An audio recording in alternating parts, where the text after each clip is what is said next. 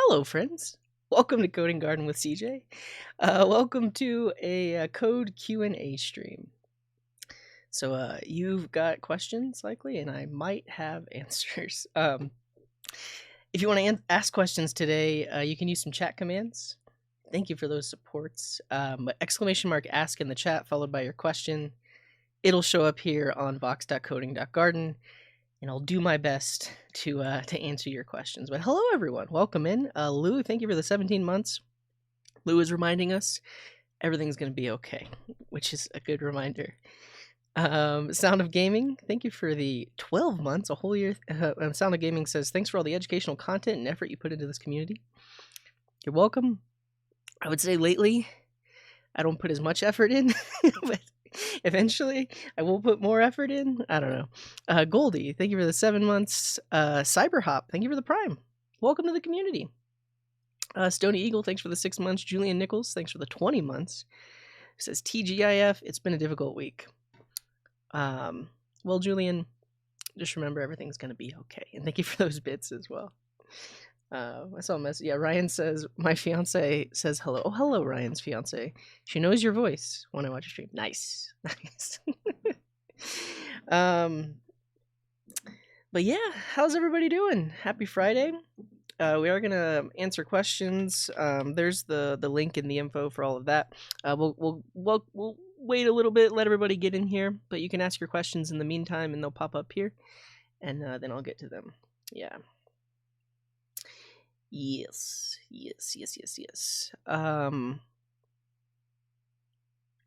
What do I do with my hands? Let's all play the drop game. In the chat, type exclamation mark drop me, and your avatar will fall from the sky just like that. If it lands in the garden, you'll get your name on the screen. Let's see if we get any droppers. Any?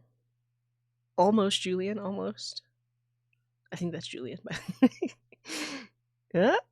Maybe? Nope, not quite. Not quite. Oh, that's going to be a tiny one. And that's going to be a good one. Plan Colkl. Great drop. Great work. And I can't read that name. I don't know who that is.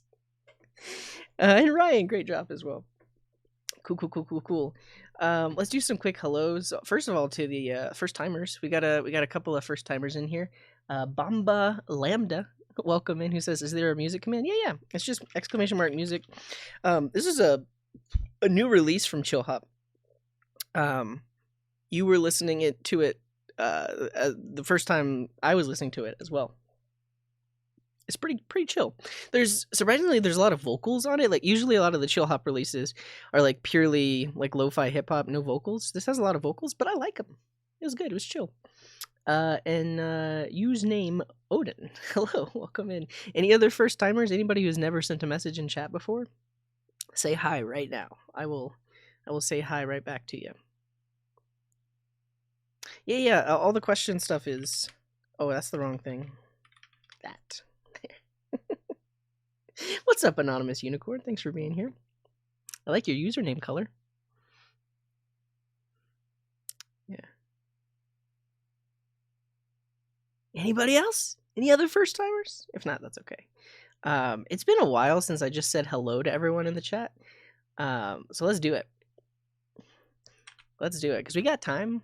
I mean, sort of. I'll only be here for a couple hours. Look, Jerry, it's Mom. Hi, thanks for being here. But yeah, anybody else, if you'd like me to say hello to you in the chat, you can type a message that matches this regular expression. You can say hi, hello, hey, morning, afternoon, evening, howdy, good day, coding, hi-oh, fo-hi-oh, or boga hey. And I'll notice you. What's up, Chugo from Korea? Very good. All right, going back in time to 15 minutes ago when Coding Garden Fan was the first one to say hello. What's up, Coding Garden Fan? Who else we got? Full Regret. Hello. Noblin, how's it going? What's up, Owlers and the Dobbler and Last Riddler and Silver Designs and Patrick Code and Guarav and Farshid and Limotes and Stony Eagle and Tinkering Dog. Hello, what's up, Imposter Engineer and Naito and Artie and Earl George and Lakshman. I'm doing pretty good. Thanks for being here. What's up, Art Pijan? And Ryan and Voidy and Midas on Earth and Alka. Hello, Alka. I'm actually gonna see Alka in person today. So that'll be nice. I'll probably take a photo and put it on the Discord or something like that. But Alka's in Denver, so yeah, that'll be fun. Corpse, hello. Whose name? Hello again. What's up, Red Lipped and Drunk Time Lord and Hreet and Anonymous Unicorn and Lamster and Odge and Shirkum and Hacks and Look Jerry, its mom and Admiral and Chugo. What's up, Dinafarb and Kate Spicer and Ashley B and Sequel Gorster and Comic Dev. Welcome in, first timer. Jooms, hello. What's up, Cyberhop and Manuel and Bamba Lambda and Moangabo and Sirius Hill and Logitech Joe. Welcome in. Hello, Cute Pony. Welcome in, everyone. Thanks for being here. Let's get right into it. Yeah. Let's get into it. I think we have at least one question. Yeah, at least two questions at this point. Let's see. I'll go ahead and answer the one from Lakshman. I know it was asked first. So Lakshman says, if we're building a small app, then we need to first push to GitHub or finish the app to some extent and then push to GitHub. Just a general question. I think it really just has to do with your workflow in general. I think at the minimum, you should at least be using Git locally. Like, I mean, I'm guilty of like writing a bunch of code and then doing an initial Git commit instead of like doing small gradual commits. But I think initially you should at least have a Git repo locally. And then when you're ready, you can put it on GitHub. It's really up to you. I would say that's typically how I do things. Is I'll code most of the stuff locally, and then when it's mostly at a point where I feel like sharing, I'll put it on GitHub. So yeah, that's my answer to that. But also, kind of just do what you want. Yeah, if you're working on a team, like Leak Geek is mentioning, it's good to squash commits. So typically, if you're working on a team, you might be doing like feature branch workflow. So you're working on a specific feature, you create a branch, you do all of your work on that branch, and then you make a pull request to ask to merge that branch back into main. But typically you would squash your commits because on your feature branch, you might have done 5, 6, 7 incremental commits, but ultimately, usually, I'll say, you want the main repo to have a pretty clean commit history. So that's the thing as well. And Leak Geek, thank you for that sub. Oh, I missed Milos. Milos, thank you for the sub. Who says, I got promoted to senior dev, so there's that. Well, congrats. Happy 18 months and happy Friday. Oh, thank you, Milos. And can we get some hearts in chat for Milos? They're senior dev. Yeah, congrats. Yeah, and you're welcome for that answer, Lakshman. But yeah, it's really up to you. I would say I pretty much have a basic app before I push something to GitHub. But, you know, if it's a team project, usually you want a repo before it's even somewhat finished because you're collaborating on it. So yeah, cool. Ryan has a question. How do you know what is safe to put in your front end? Firebase or Superbase keys? Sure. Let's talk about this because it is a pretty common misconception that like if you use a .env file on the front end, your secrets are safe. That is not true. And so let's make an example of that.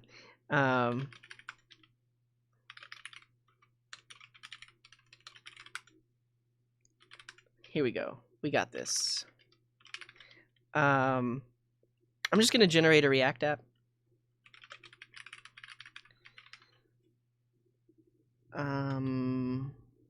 Hide your secrets. And I'll show you an example of what can actually be seen. And what's up, Electrothermal? Happy Friday. Hello, Janik. What's up, Garav? Oh, the Vite in it? We could have done that. Wait, did it just stop me from creating a React app because it's an older version?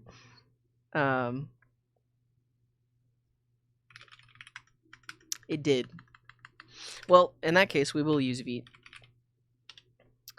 Yeah, I mean, I realize it's super fast, but I just had issues last time I used it. They didn't have very good, like, auto-reloading support. So how do we do it? We want a template.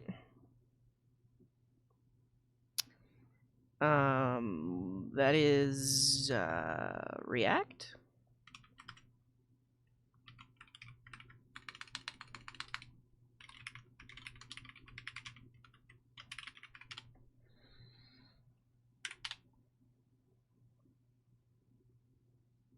Oh, I guess you don't even specify a template anymore?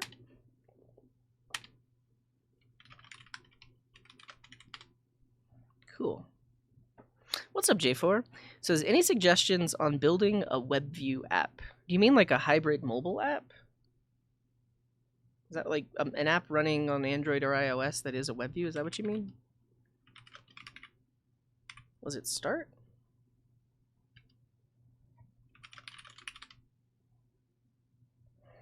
All right. We have a React app. And it has a counter. Great. But let's talk about hiding some secrets. So I want to talk to an API that requires an API key to show you like what would happen if I put that API key in a .env file. What about the NASA API? I believe it has like a public key.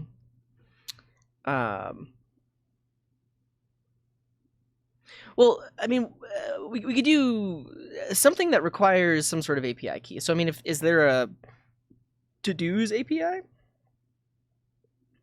Yeah. OS agnostic, looking for framework suggestions. Yeah, I mean, I recommend Ionic. Well, sort of. I'll tell you. So Ionic Framework is probably one of the most popular hybrid mobile ones. However, I mean, this was probably 6 months to a year ago that I was using it. I'm not a fan of all the components that they have. They're fine, but I've used better component libraries. So Ionic itself is built on top of Capacitor. And I would recommend looking at this, and then you can use whatever front end you want. But Capacitor is like the JavaScript native bridge. So yeah, check those out. Also, for anyone else, use the commands, because that person cheated, but it's okay. Okay, we need to find the NASA API. So yeah, it has a demo key, which should be fine. I think we want like the image of the day.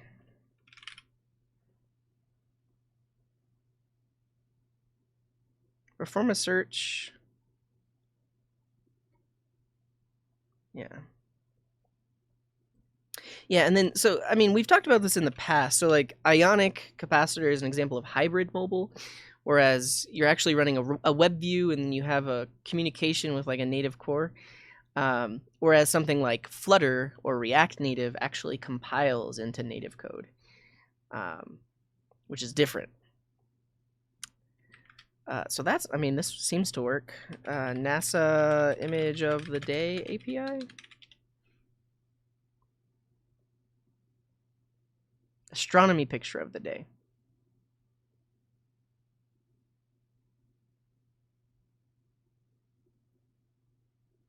Cool. Cool. All right, so I tried to make a request here. It says API key missing. If we look at their initial docs, it says I can use the demo key.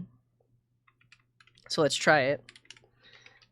Is it just API key? Is it API underscore key? It is. Great, and we get back a response. Okay, so this is a silly example because this is a mostly open API and you can get an API key from it, but what I want to show is what happens if we were to put this API key like in a .env file or something like that.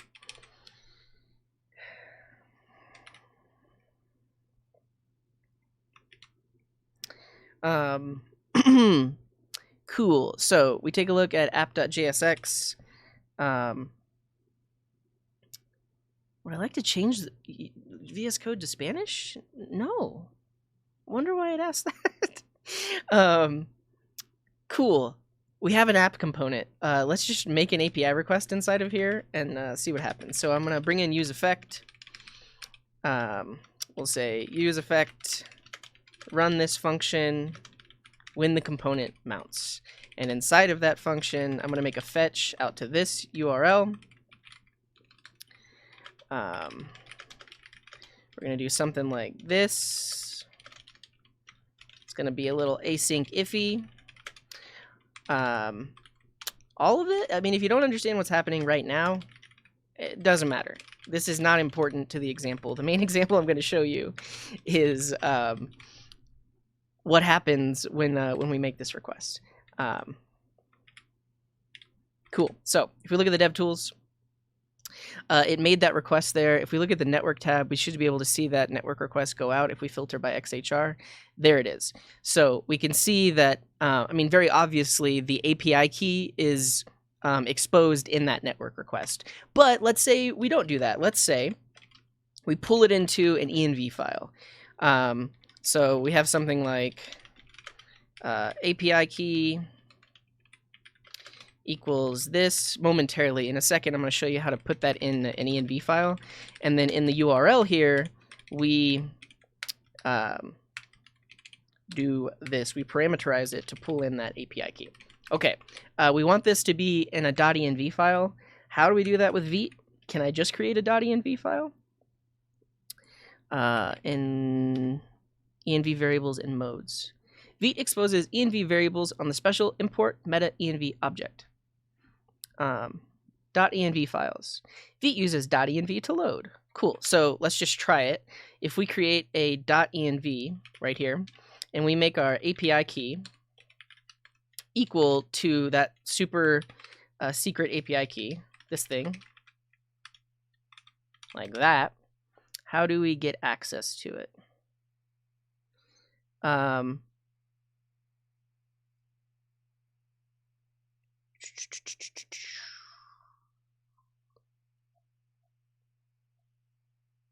import.meta.env.api key?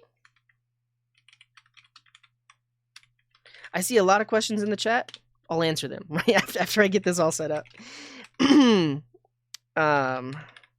this gonna work? I might need to. I'm guessing I need to reload the CLI, but let's see.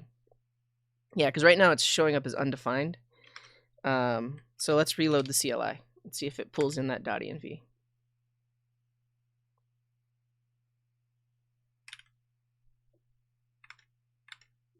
No.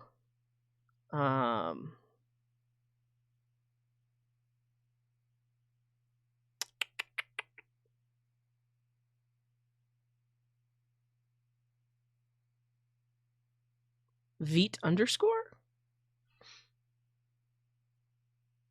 All variables prefixed with Vite are exposed to your Vite processed code. So yeah, which is similar to like if you were using like create React app, you have to do React app underscore thingy. Yeah, exactly. So let's see if this works. And I likely have to restart so it reloads the env. It's still undefined. But how do I use it? So env is at the root. It's not in the source directory. It's at the root here. Oh, you're right. Yeah. Then this needs to be Vite API key. All right, let's see if that does it. Oh, that worked. Okay. Well, let's talk about what's happening here. So we've made it. We've reached the point where we can demonstrate this. Okay, so let's say you've built your app. Doesn't matter if it is vanilla.js, doesn't matter if it's React, doesn't matter if it's Vue, whatever it is that is a front-end technology. That's what we're demonstrating here. So let's say I'm calling out to some API and I have an API key. In this case, I'm calling out to the NASA API, and right now, for demonstration purposes, I'm just using their demo API key. But in the real world, and like when I deploy this app, this could be some super secret key, not necessarily super secret, which is what we're going to talk about, but this could be some key like this. And the misconception is that because it's in this .env file, it's going to be secret, right? It's going to be people visiting my website won't be able to see it, which is not accurate. And let me show you why. So, I mean, if we look at the network request when we're on this page, we can see that API key very clearly in the URL, right? And really, even if we looked at the source code, so if we took a look at where would it be? Application? Oh, no, it's debugger. It's debugger. I mean, in this case, I have file. I thought it had file maps, but you can see right here, it's bringing in Vite API key. Let's actually see if we can find that anywhere else.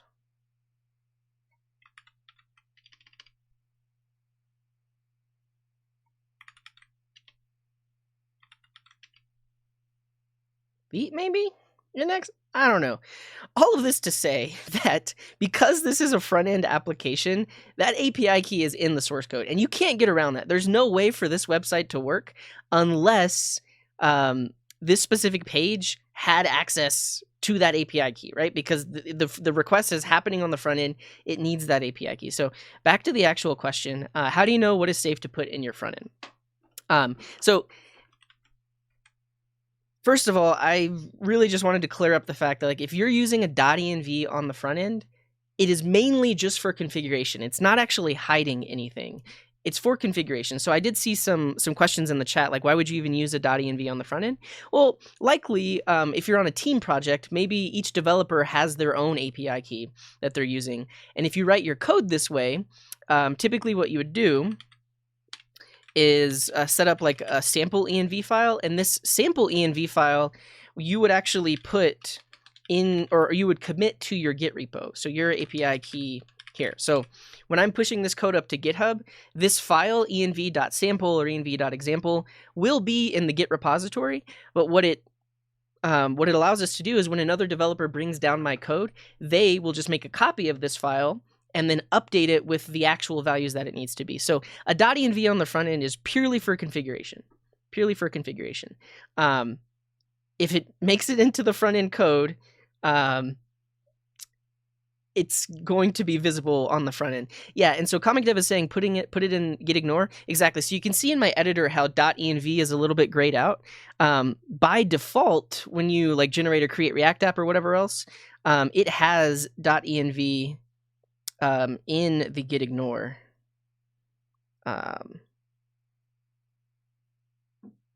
Usually. I don't see it in here, but it is ignoring it. Yeah. Okay, so that's one thing. Now, to the next question is, how do I know what's safe to put in my front end? Essentially, if any random user could see that key or API key or whatever else you're using, if they could see that and they could not cause serious damage, it's probably okay to put it into your front end. Now, in the example of like Firebase, typically when you're setting up Firebase, you have backend database rules. Like the whole idea of Firebase is it's database as a service. Like you're not really writing any backend code. You're only writing front end code that talks to that database. So really the way that you secure it is with your database rules that essentially says like a user must be logged in to access this specific document collection, or a user must have this role to update this specific document collection, or a user must have this ID to update this specific document in a document collection. So with Firebase, you're setting up all of that security within the rules itself, which means the actual like Firebase client ID and client secret needs to be in your front end, because that's how Firebase works. Like the front end makes the request there, but all of the security is handled in your database rules.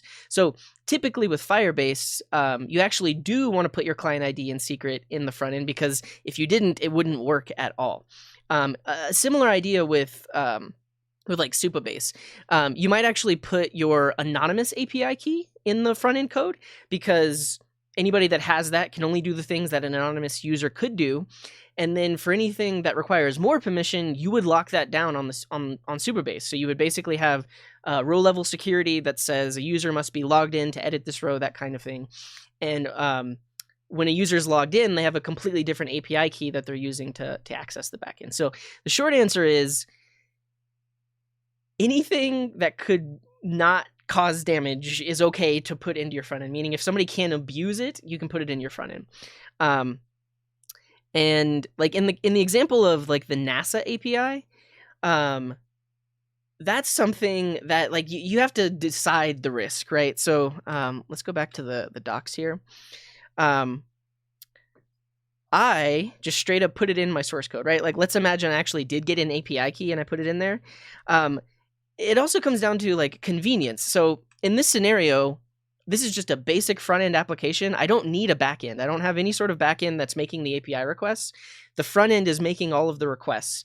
And so I've decided that I'm actually okay if people see my API key here, because I don't think they're going to abuse anything. And ultimately, this is a free API, so like I'm not paying for any number of requests. Like the worst that could happen is somebody looks at my source code, gets the API key, sends a bunch of requests to the NASA API with that API key, which hits the rate limit, which is 1,000 requests per hour. And then my app is broken for everyone else for like the next hour. And in the grand scheme of things, that's not that bad. But if you really, really wanted to avoid that, essentially what you would need to do is to proxy this API request here. So right now my front end is making this request directly to NASA. If I wanted to hide this key, I could create my own backend, which in turn makes a request to this URL. And that API key would be hidden because it's in backend code. No one can see the source code for that. They can only see like the HTTP requests going out to it and such. So I think I answered your question, Ryan. Let me know. Is there more that you'd want to know? And I'm gonna scroll a bit because I know there were a lot of questions coming in while I was coding all of that. Cool.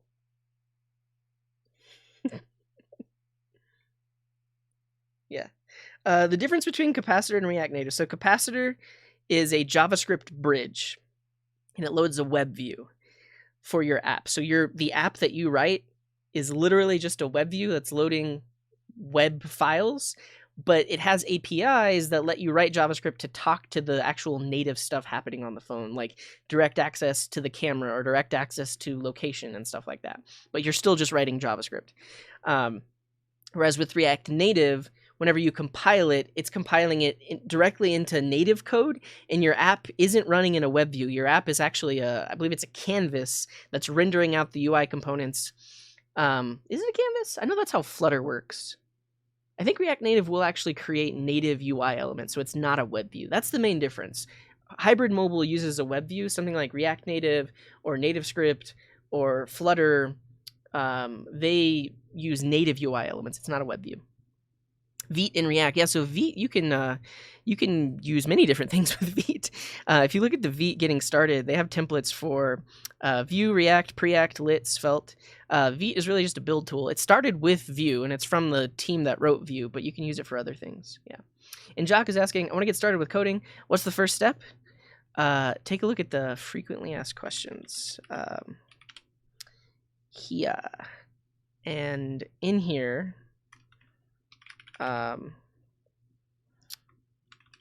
search for learn to code. What are some good resources to learn to code? Number one, check out Free Code Camp. It's completely free online curriculum. You can learn web dev. The Odin Project, similar, completely free online curriculum, but this is a little more self-paced and a little more advanced. They don't walk you through everything. You have to actually do the work and read the articles and watch the videos and all that good stuff. But the Odin Project is cool. And then Khan Academy actually has like a whole computer science, computer programming course you can look at. And then definitely check out the Coding Train on YouTube. He's actually been streaming on Twitch recently. Let's shout him out. Coding Train Choo, I think. Yeah. He's been doing Twitch Tuesdays where he streams on Twitch on Tuesday. What else? Oh, yeah, and he has an entire playlist for getting started with coding. He specifically does stuff that's related to processing and the processing foundation. So P5.js is a way of doing like interactive visual coding in the web browser. And so this type of coding isn't, how do I say this? It's basically like creative coding, like you're making games or you're making visualizations, not necessarily creating like web apps. They both require coding skills, but they're different kinds of things that you're building. But this is actually really good for complete beginners, and you don't necessarily know what you want to do, but just learning about code in general, definitely check that out. And there's some other links there as well. So hopefully that helps. Cool, yeah. What's Vite? It is a build tool originally written for Vue.js, but now works with a lot of other things. You could think of it as a replacement for Webpack, but it's better because it's faster and it basically only does what it needs to do and nothing more. Whereas Webpack does a whole lot, even though it might not need to do certain things based on browser support and stuff like that. What's up, Ezra? Welcome in. Is there a difference in using a general env instead of Vite? I think the question you're asking is, does using a .env, is it different in other front-end frameworks or front-end code? And the answer is no. They all work in a very similar way, where essentially at build time, it's embedding these environment variables into the source code itself. Yeah. Yeah, and thank you all for the start with Vite. How do you write scalable code? That's a very general question. It depends. Like if you're working on a team, and actually Scalable has different meanings. So if you're working on a team, Scalable typically means like, can you add more developers to the team and they get up to speed really quickly and can contribute to the app really quickly? And if they can, then that means your code base is likely scalable. But what does that mean? That likely means that there's good documentation. It means that things are architected and written in a way that allow for easy enhancement. That's like one type of scalable. The other type of scalable is, will it work for many, many users and more users after that, and thousands and millions of users as the audience of your app grows? And that's a different type of scaling. That's like architecturally scaling. But the answer is to just do it right. Do it good, do it right. Yeah. Cool. Is the purpose of .env to hide your API key? And that's exactly what we're talking about. No. In this scenario, no. The purpose of .env in front-end code is for configuration. It is not for hiding anything. If you use a .env in back-end code, it does hide it. Because with a back-end, the only thing that people can see are the incoming and outgoing HTTP requests to it. So they can't really see any of the secrets that are happening behind the scenes, like database users and passwords and API keys and stuff like that. Yeah. Yep. I've made this mistake before. Yeah. And I mean, ultimately, like, especially if you're writing a small app or it's really just for your portfolio or something like that, it's probably okay to put an API key directly in the source code. Because like I was mentioning, like the worst that could happen is someone finds that API key and then uses up all of your rate limiting. Now, where that is actually really bad is if you're paying for that API. So some APIs that you integrate with, like let's say like a crypto API that gives you information about the price of crypto, or an API that does like currency exchange, or an API that gives you stock information. A lot of times those APIs you actually pay for, and you might pay for the number of requests. So if you were to have your API key in your front-end source code, and somebody found that, they could rack up a really big bill for you because they could use that API key, which in turn is actually charging you because you paid to get that specific API key. So that's a scenario where you would not want to put the API key in the front end. You need some sort of back-end proxy. Yeah. Yeah. So you never put private stuff in there, but what do you call it? Public things. Like I said, if you would be okay if somebody found that and used it, it's okay to put it there. Yeah. Cool. So anyone can read the API key if the front end project were to be published, but at least it protects the key if you push to GitHub. Let's say for portfolio purposes, not publishing. Yeah, and I think that's a good example. So like what we were talking about is like the thing you push to GitHub is this sample. It doesn't have any secrets in there. The thing you're using locally might have a few secrets, and when you deploy it, it's going to have a few secrets if you're doing it this way. But ultimately, the source code itself on GitHub doesn't have any API keys. If you've been watching Coding Garden for a while, there's been a couple of times where I want to talk to an API, but I didn't feel like signing up. So I just searched GitHub for like the URL I'm trying to make a request against, and we would just find API keys in people's source code. It's a thing. I mean, you shouldn't do that. And pretty much every time we did that, we would send or open an issue and say, hey, you've got some API keys exposed. But that's why you wouldn't want to push it to GitHub. Yeah. Cool. Cool. Will exporting front-end projects solve the issue of exposing NV keys? No, it doesn't. Yeah, and let me actually show that example. So, all right, this is my local code. Let's say I want to put it on the internet, and let's write a bit more code. Let's make it more interesting. So instead of like this counter, let's actually show the NASA image of the day on the page.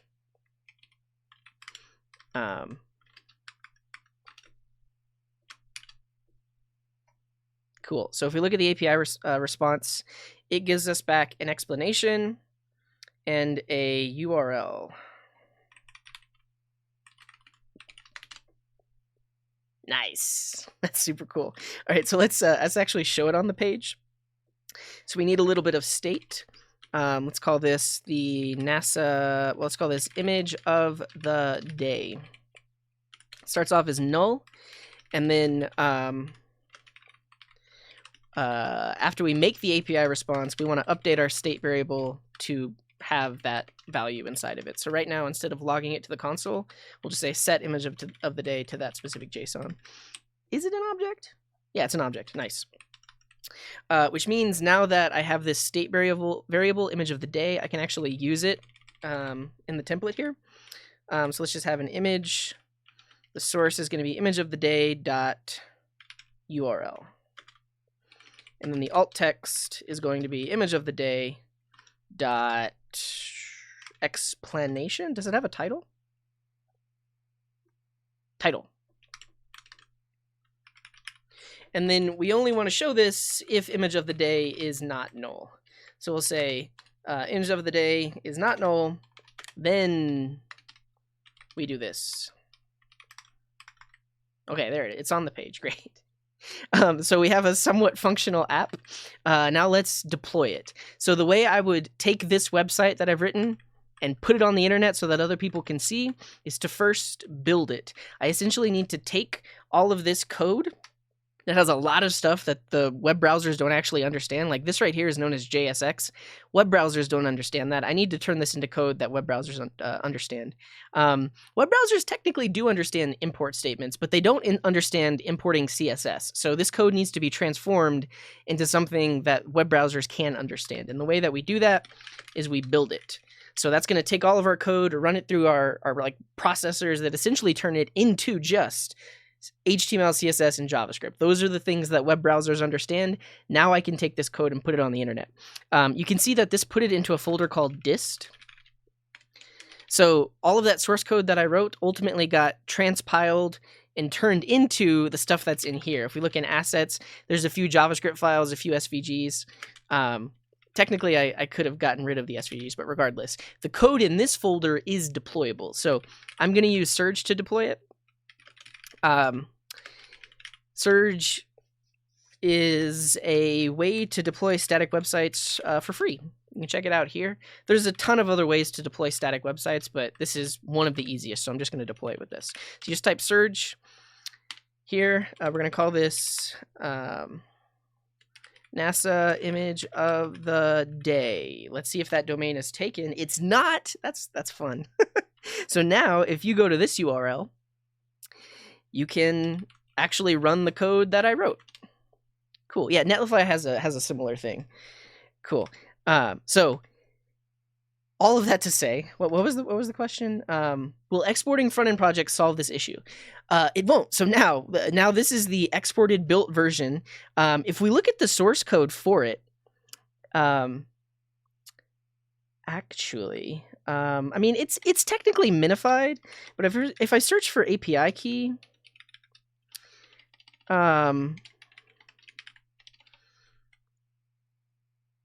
there's one there. It's using P. Where does P come from? Is it in here? I actually don't know where it ends up. It's in the code somewhere. It's somewhere. Actually, I think if I just search for demo app, we should be able to find it. Yeah. So you can see here in the code somewhere is the demo key itself. It's in the source code. And also, if we look at the network request, it's going to behave exactly the same way. So when we look at the network request, we can still see that API key in the URL that it's making the request against. So ultimately, building it, deploying it, it still has the same issue. It's not actually like hiding anything. Cool. I haven't done code katas in a long time. Yeah, and so the solution to hiding it would be to create a proxy, like a proxied API. I'm not going to do that right now because we have more questions to answer, but I will point you to a video where I've done that. If you search my YouTube for like hiding API keys and rate limiting, there's a whole video on it. Here we go. Hide API keys with a Node.js API proxy. So in this video, I show you basically how you would take that. Oh, I used the exact same example, the NASA API. Wow, look at me. This was 2 years ago at this point. But ultimately, it shows you how I can take that API key out of my front-end code, put it into my own backend, which is now hiding that API key, and then my front end makes a request to my own backend. And then I show you how you might do something like setting up your own API keys. Like let's say you have users of your app, and then you want them to use your own API key. I show you how you could write a middleware for that on the back end, that kind of thing. So yeah, hide your keys. Exactly. Like Rocker Turner is saying. Yeah, you're welcome, Ryan. Thanks for asking the question.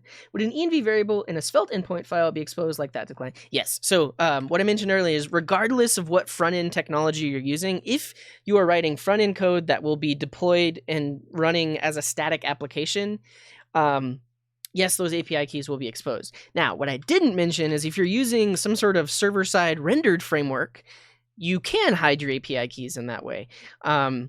And I mean, but if you're doing that, you've essentially just written your own backend, and because it's backend code, you can hide things. But like if you look, for example, at Next.js, Next.js allows you to write basically a function that will run on the server when a request to that page or component is made. And anything that happens in there only happens on the backend. So basically, if you put code in there, that would actually hide your API key because it's only making that API request on the backend.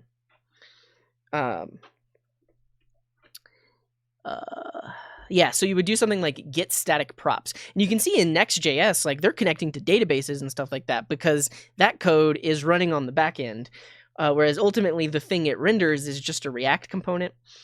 So the other answer is you could use something like this, but it has more overhead because you would need a Node.js backend. You would need a server running all the time to be able to serve up that app. Whereas with this app that I just built, completely static. It does not need its own backend. It's just static HTML, CSS, and JavaScript files, and it just lives on a CDN.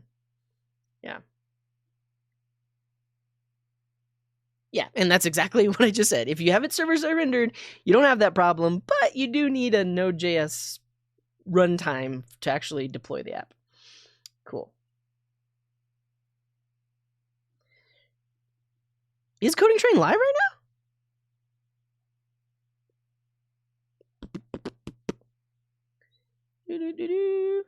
Oh, yeah, I think he's live on YouTube, right? Let's go see him.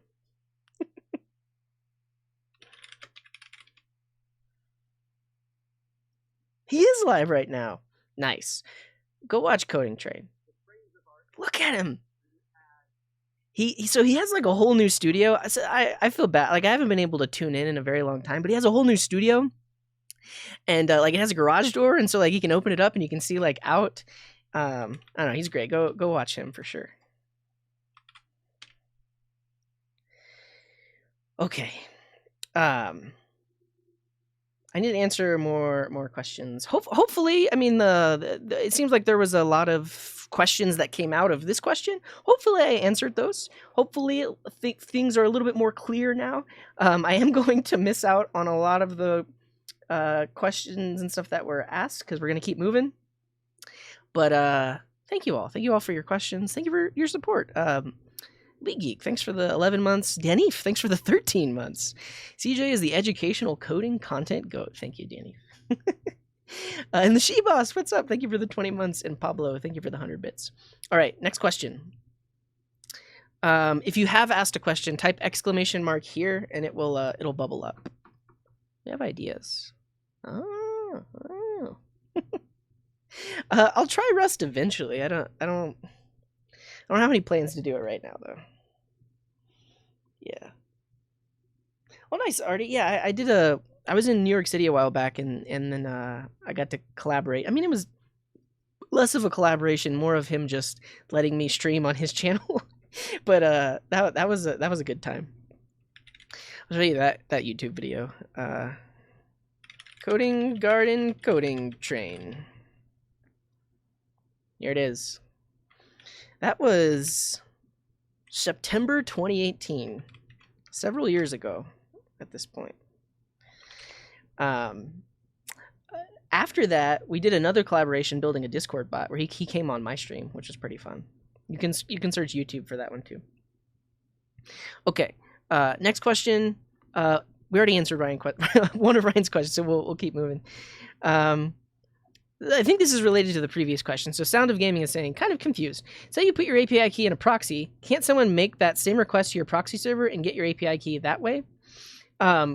Ultimately, if they're making a request to your proxy server, it just looks like a URL. The URL doesn't have an API key in it. So you actually make your own backend.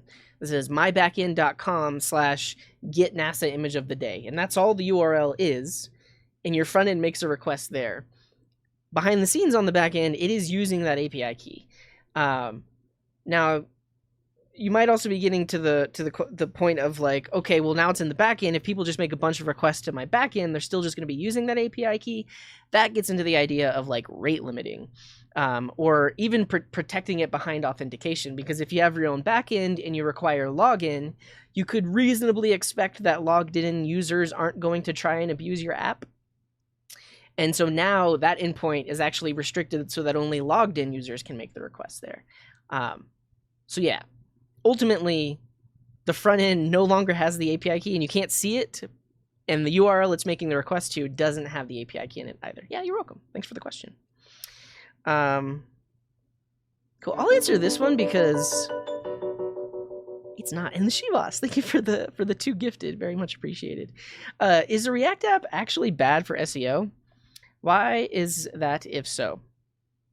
Now, I'll preface this with I am no SEO expert. So SEO stands for search engine optimization. This is a huge topic in internet marketing. Essentially, you want your website to be visible and show up in the right search results in the various search engines across the web. And if you're building a product, that's important, right? Because you want your website to be found by people looking for that kind of product or whatever. So search engine optimization is a thing.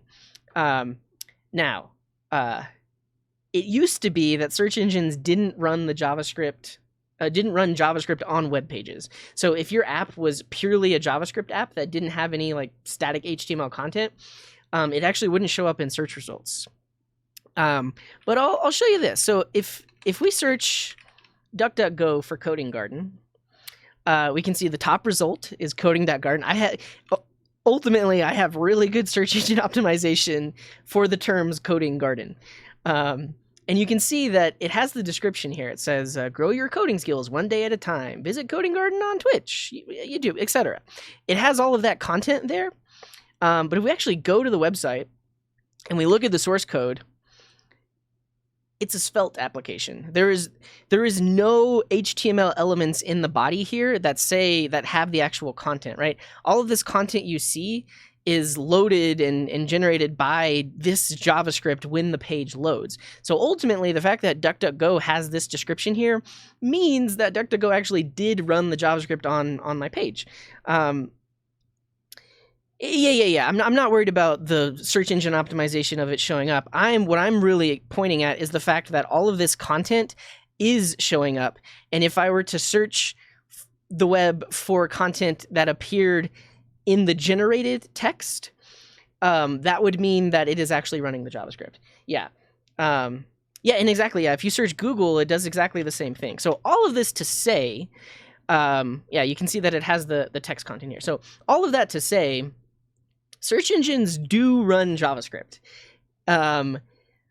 But the bad for SEO, it can get much more intricate because, or in like trying to understand that, because sure, it runs the JavaScript, but it could be that Google is ranking these search results also based on how long it took the page to load.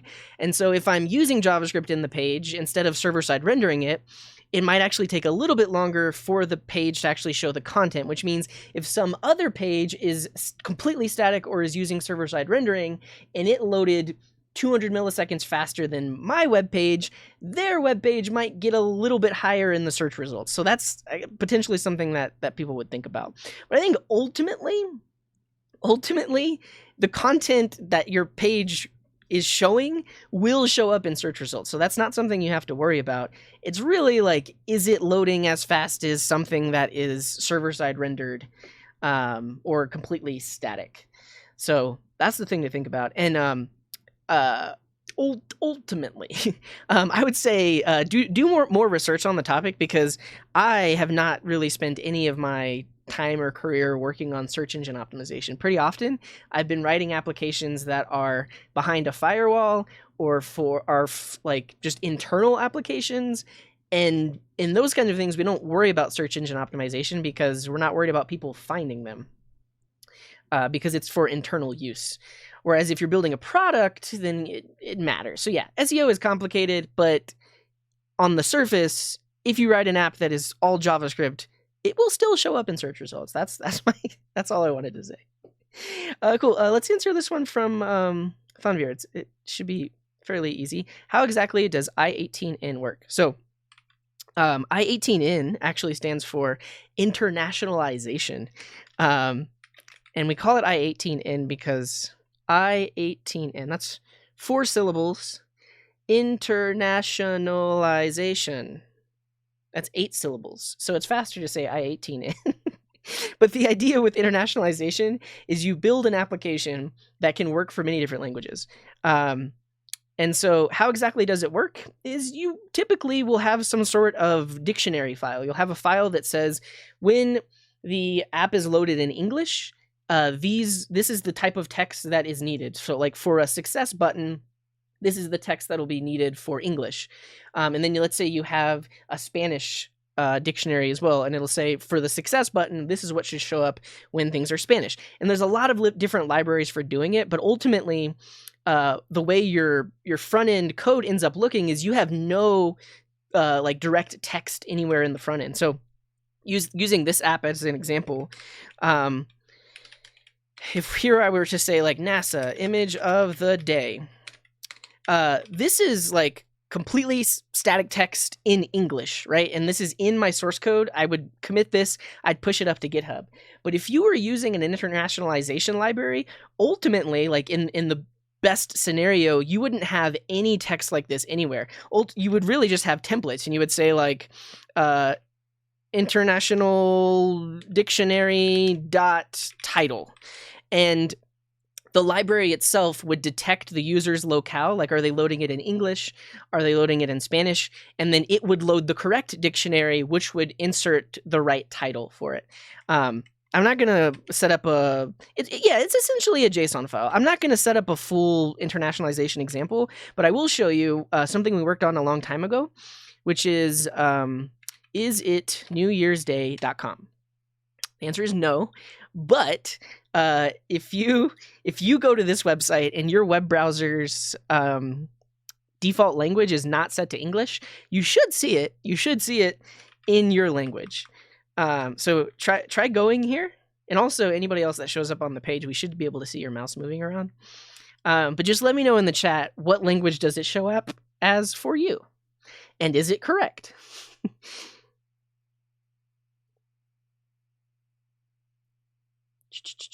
IP tracker? What do you mean?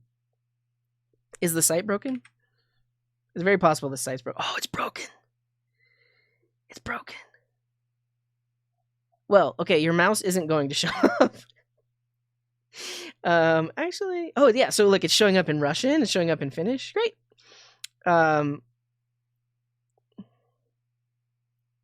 Cool. But ultimately, what we did for this website is we wrote a custom internationalization solution, because one of the tricky things of translating an application is it's not always just replace the words. Like for this piece of the app right here, easy. We just translate that word. So for me, it's in JavaScript. So for whatever language you're loading it as, we just put the word no or yes right there in your language. But this part right here is where it gets tricky, because in some languages, it makes more sense to put this piece here, like until New Year's Day. It makes sense to put that at the beginning of the sentence. And then in some languages, I forget the exact specifics of it, but like they don't list out. Oh yeah, pluralization is the other thing. So in some languages, it's not just singular or plural. It's singular, a couple, and then many, which results in more complex rules for how you pluralize something. So ultimately, we wrote our own little JavaScript function that people could implement. Let's find the GitHub repo for it.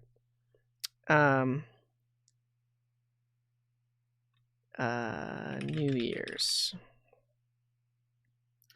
So we probably could have found a better solution, but ultimately what we did was we made our own little way of doing it. So we have like these translations functions, which can pull in the custom translations files, and then well, actually, no, I guess these are all combined in here. Yeah, so we have like a specific function for Spanish, a specific function for Portuguese, a specific function for Turkish. It could probably be refactored to be a little less verbose, but that's ultimately how we ended up doing it. Because I know, yeah, like Russian is one of the interesting ones that doesn't have singular and plural. It has like in between singular and plural, which makes you can see that the Russian logic is a bit more complex than the other languages. Yeah, and then how do we detect what language? It's actually pretty easy. You just do well, I say easy. It varies depending on the web browser, but it's something like navigator.language. So in JavaScript, you can access this property that will tell you what the locale is. And so ENUS is English US, but when you type this, it'll be whatever your browser is set to. So it might be Spanish or Russian or whatever else. So ultimately, this is how we did internationalization. We just wrote a bunch of functions in a bunch of different languages, and then we run the right function based on what your locale is. In larger applications, that would be extremely cumbersome. This is a super simple app. It's literally just one sentence. So we were able to do that. But in larger apps, you'd have a more parameterized way of doing it. But yeah, that's how internationalization works. Cool. Yeah, Arabic is similar in that respect to like Russian, in that it's not just singular and plural. Is it browser locale, not OS? Yeah, so it's whatever the browser is set to, but typically people's browsers are set to the same thing that their operating system is set to. Yeah.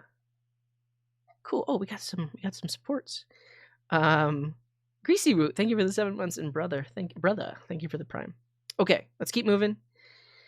Does Nuxt have something similar to Next to hide those heckin' API keys? Yeah, so if you look at Nuxt.js, it's going to have the way we did it in Next.js was the get static props, and in Nuxt, there's a similar thing. I don't know what it is, but there is there's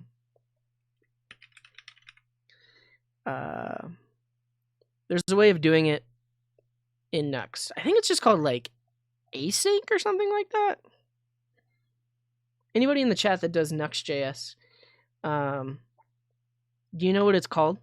The way to make sure that the code that's running happens on the back end?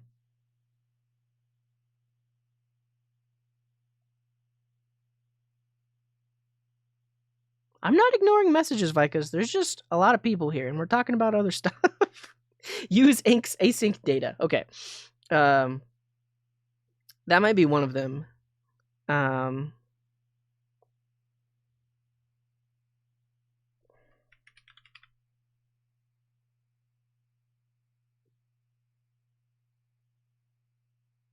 Async data is another hook for universal data fetching.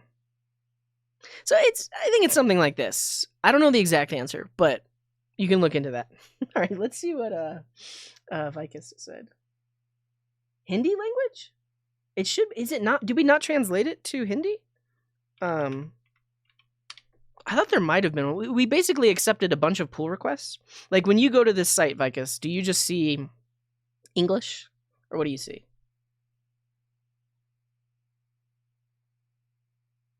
Yeah.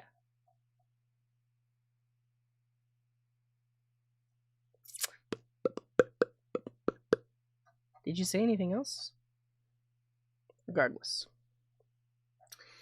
Just wanted to know if there's localization for my native language, but the page is in English.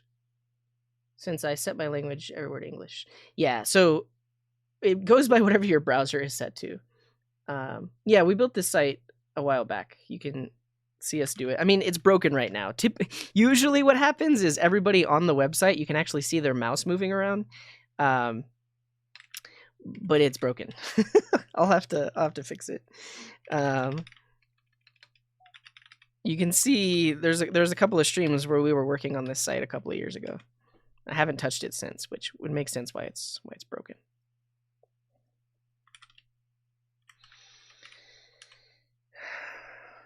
Cool. Let's keep moving. Yeah, thank you for the question, Ryan. Pablo has a question. How would you implement a simple web page that needs a login? Building a simple JSON Web Token auth is not difficult, but maybe it's safer to use something like Passport, assuming you don't want to use login providers or something else like Firebase or Supabase. I think it's funny how you combined Fire and Supabase instead of saying Firebase and Supabase. That's funny. But if you wanted to add simple login to an app, typically you would reach for something like Firebase auth. It's just so simple to integrate. You don't have to worry about hashing passwords or sending email verifications and stuff like that. Those services handle all of that for you. So typically using something like a exactly, Fire Supabase. Typically using a service like that is more secure because you didn't write all the code yourself, and you also don't have to handle things like password resets and all that. Yeah, there's also a lot of other things like Auth0 is a authentication as a service. You could use various services like that. The tricky part is if you do have your own backend, you still have to do a bit of integration on your backend with that authentication service. Like you're still probably going to have your own users table on your backend and in your database, but you're not going to be storing like hashed passwords. You're probably just going to be storing like a unique ID that ties it back to some user in whatever auth system that you're using. So yeah, I would say if you're implementing simple, you don't do it yourself. You would use some service. And for the most part, a lot of them are free up to a certain number of users, and depending on how big your app is, you may not even have to pay for that service. You can just use it. So that's a thing. Cool. Yeah, we looked into that, Kate Spicer, and that's actually a cool API that that came out, but it's not that easy. It's at least at the time. But yeah, the Intel API was fairly new, and then it has this date time format. But I don't know if you were here when I was talking about it, but it's not just formatting the date. If you look at the website, we're not just saying what the date is. We're saying how many minutes, days, minutes, seconds until New Year's Day, which is a little bit different. And we couldn't really figure out a way to do that here. Or with this API. So we ended up just writing our own. There might be a way to do it, but at the time it just seemed like it wouldn't fit with what we were trying to do. Okay. Next question comes from Steven. Can you explain Redux versus the context API? Yeah, let's do it. Let's write some code. Cool. Yeah. Yeah. Cool. If you do a simple app, you take a service. If you do a complex app, you take a service too. Yeah, it's true. It's true because, I mean, ultimately, you don't want to have to manage all of that stuff. I mean, you can.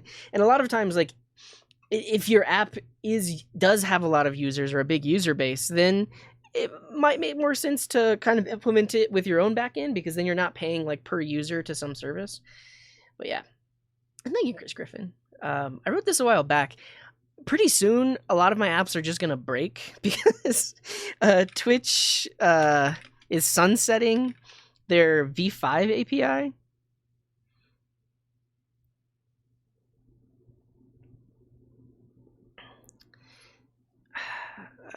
Yeah.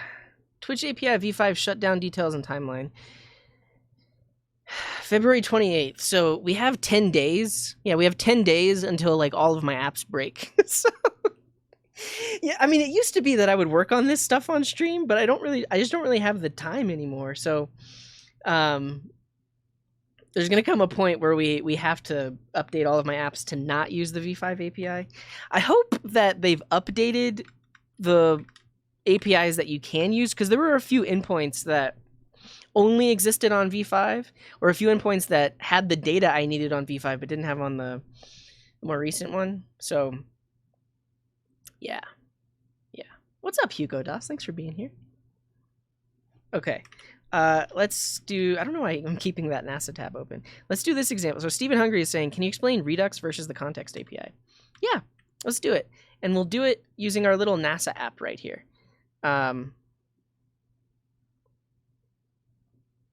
Cool. So this app, this NASA app, is very simple. It just, whenever it loads, it makes a request to the NASA API, it gets back an image, and it puts it on the page. Okay, but we could potentially put this information into a Redux store, and then instead of directly calling the API here, we might do some sort of like dispatch get image of the day. This is right now. This is just like dream code or example code. So in my use effect here, I've been saying, hey, code, go get that image somehow. And then right here, instead of like a state variable, I would do something like image of the day equals like use store with some thing here that maps the state to give me back the thing. And so ultimately, instead of having this logic directly in my component, I could abstract it out into a Redux store. So I guess let's do that. Let's set up Redux and get it all going. Or should we just do it with the context API? Should we do both? Or should we just do the context API? And just assume that you would know what it looks like in Redux. I think we're going to go down that route. We're just going to use the context API. And then for those of you that have written stuff with Redux, you'll be able to see the difference. Oh, I know. There are way better libraries than Redux. And specifically, because we're talking about it, I'll tell you, if you want to use something like Redux, don't use some sort of wrapper library and use Easy Peasy. I've talked about this in the past, but this is one of the easiest and most straightforward and nice looking ways to have an actual like Redux store with the Redux debugging and logging and time travel debugging, all of that, and good TypeScript support. This library, use this library. I know there are other things like Zustand and a couple of other ones, but Easy Peasy is just easier than anything else I've seen and requires less code, less boilerplate, all that good stuff. Xstate seems fine, but that's more about like state machines, which is a little bit different. Not different. The end goal is the same, but you do have to think about things a little bit different. Yeah. Okay, let's find the context API on the React.js website. It's going to tell us how to do things. So what I want to do is I want to create a context. Cool. So here's what we're going to do. We're going to call this the NASA image API context.js. We'll import in React. We'll have the NASA image API context, which we will export. The default value will just say like data null. So nasal image. Yeah, it's NASA image. Okay, and then we'll export this thing from here. Cool. So I've created my context. Now I want to be able to use it, and I do that by having a provider. So over here in my app, I mean, typically you would do it like one level above. So like in your main JSX, you would wrap your entire app in the provider like this. And what that means is that any component below this, so any component that's nested inside of app or nested any deeper than that, they all can access this specific context. But I don't want my context. What I actually want is the NASA image API context.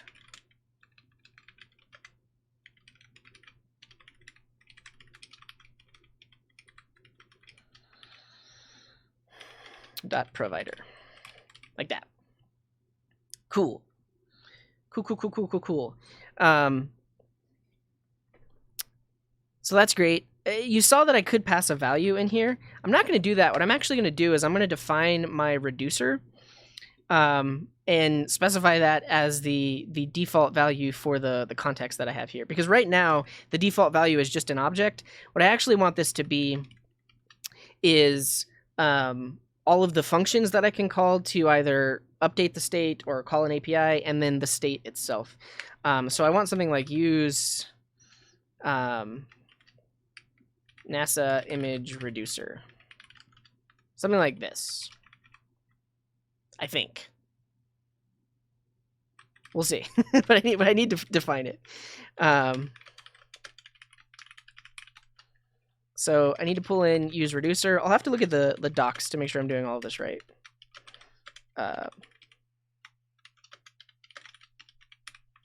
Cool. Let's look up useReducer.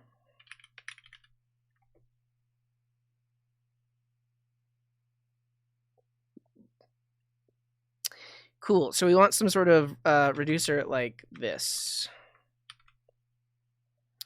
I'm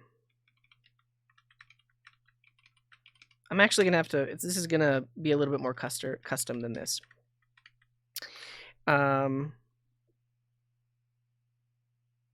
Cool. Because if I want to do async stuff, it can't be in the reducer here. So the question that's being asked here: what does useReducer do?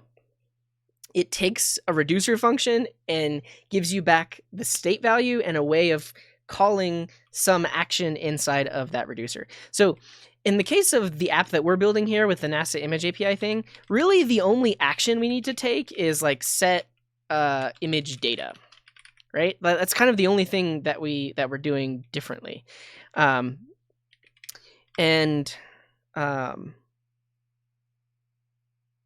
What's the initial? Oh yeah, then we have our initial state. So I'm actually going to pass that in as a default value here. In the initial state, we'll just say data is null.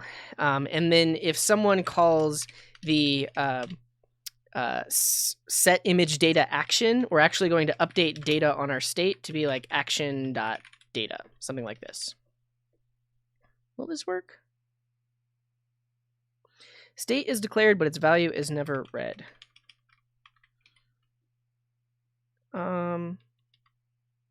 I guess that's true because I actually don't need because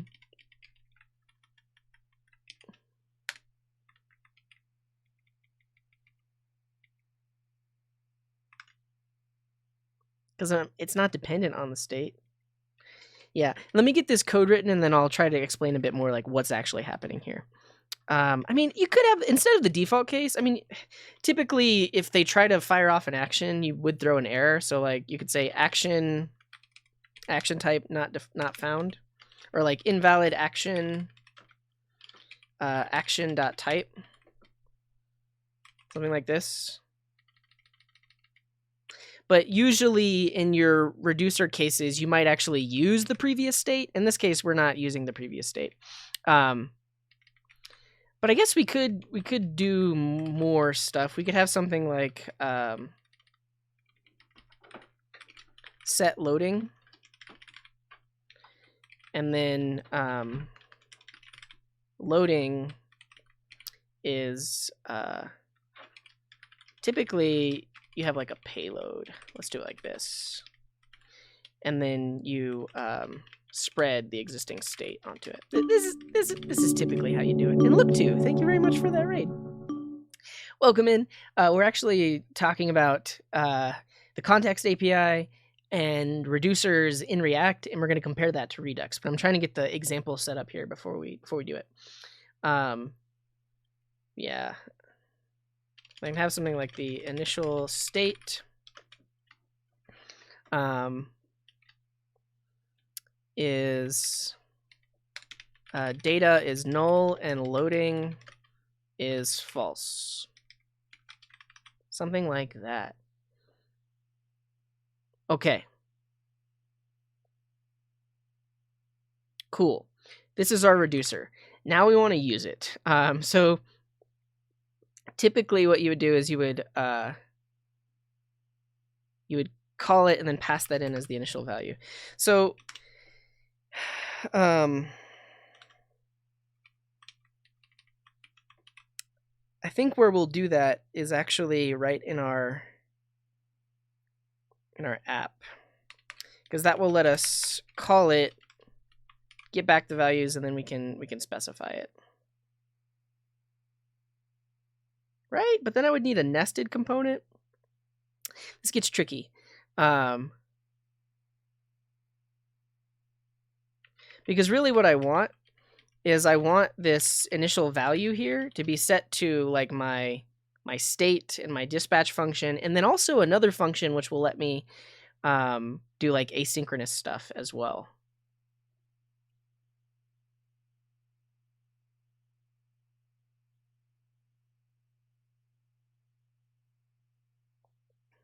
Okay, here's what we're going to do. We're going to have another component called NASA image of the day. And this basically will do what the app component was doing, and then the app component will just load that component. This is React.js. Yeah.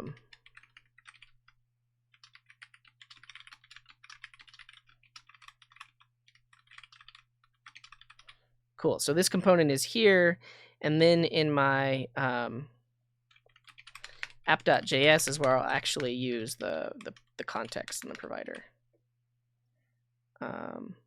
So over here in app, I don't need to do any of this extra stuff anymore.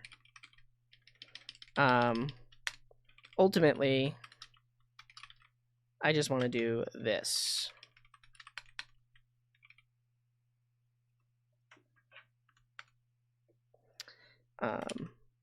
But I need to import it.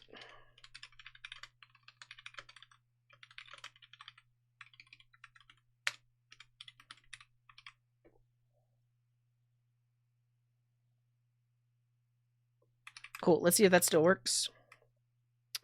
I don't know. I mean, for any React developer, you could be yelling at the screen right now saying you're doing it wrong. But I think this is what we need, because it needs to be nested so that the parent can actually do the work of like calling the actions and stuff like that.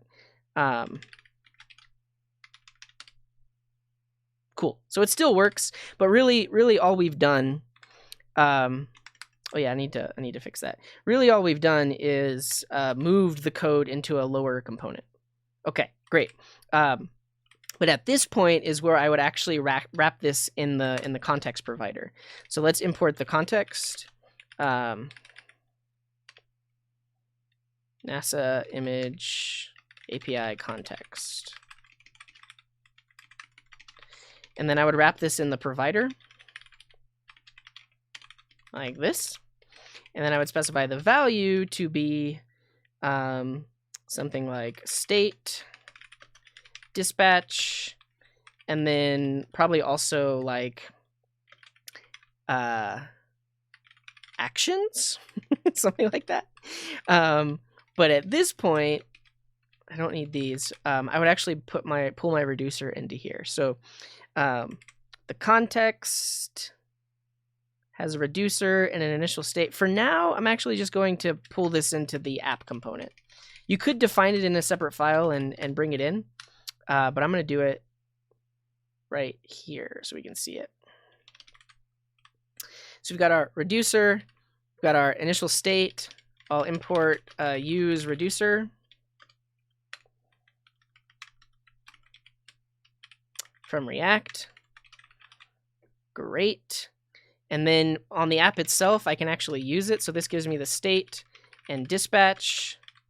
And then I can actually use the reducer. But then the last thing we actually need as well is an action that will fire off this set image, or like set loading and set image data to actually do the asynchronous stuff. And so to do that, I think I would need my own custom hook.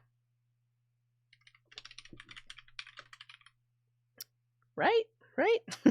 So something like use what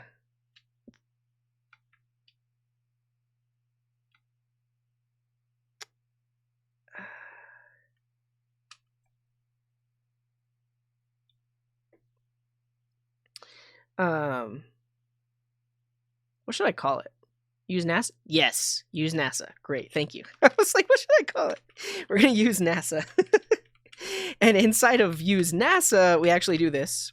But ultimately, we return state and dispatch. But also what I need is a function that can do the asynchronous stuff. So here I'm going to define a function that's like get data. And this will be an async function.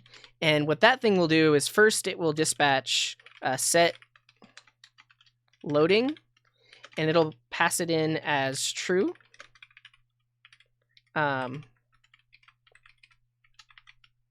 Launch shuttle, yeah. Dispatch, set loading, payload is true, great. And then it will actually do the asynchronous stuff. So I'm going to move the code out of here into this thingy over here. So this does this business, and then now that it's got the data back, we can actually dispatch the set image data one. Set image data, and then the payload is going to be that JSON value there. And then after that, we're going to dispatch set loading to false. I think that's what I want. Okay, so now this get data function is going to be something that I want to call like when the app initially loads. But now I can expose it from this hook as well. Okay, awesome.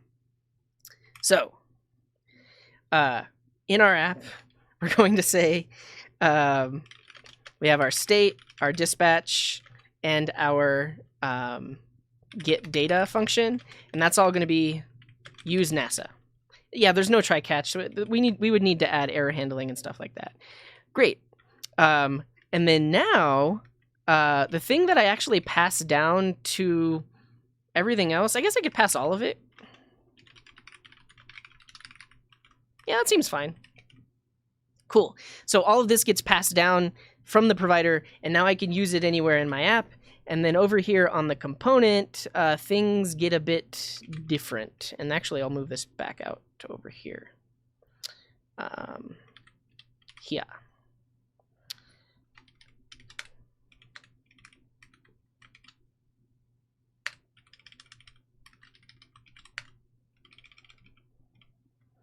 Okay. The nice thing about the context API is you'll notice that right here, whenever I'm loading the NASA image of the day component, I'm not directly passing down any props because there's this nice little thing called use context.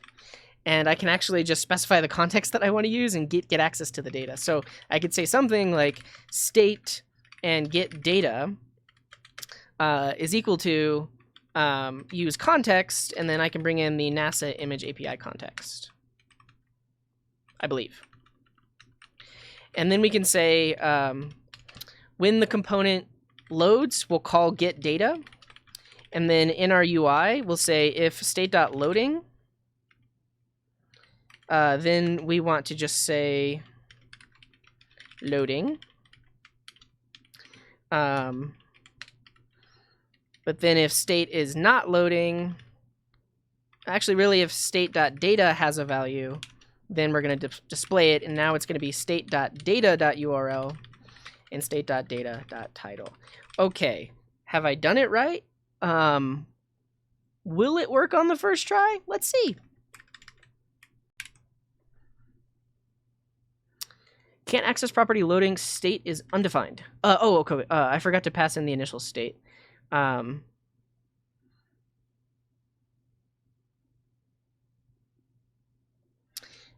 Initial state and reducer. Last image of the day, line 13. State is the second argument. Let me make sure I'm doing it right. Oh yeah, you're right. So reducer, reducer, and then initial state.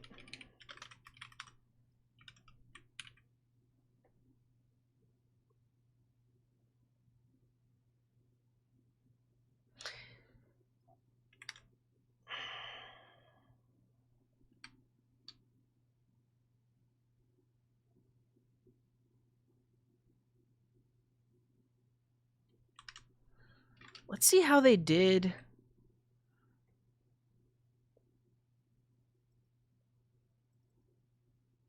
They did pass in the initial state there. They said use reducer.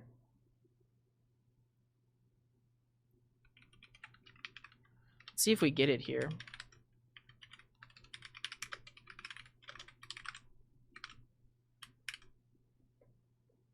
Yeah, so we've got the initial state.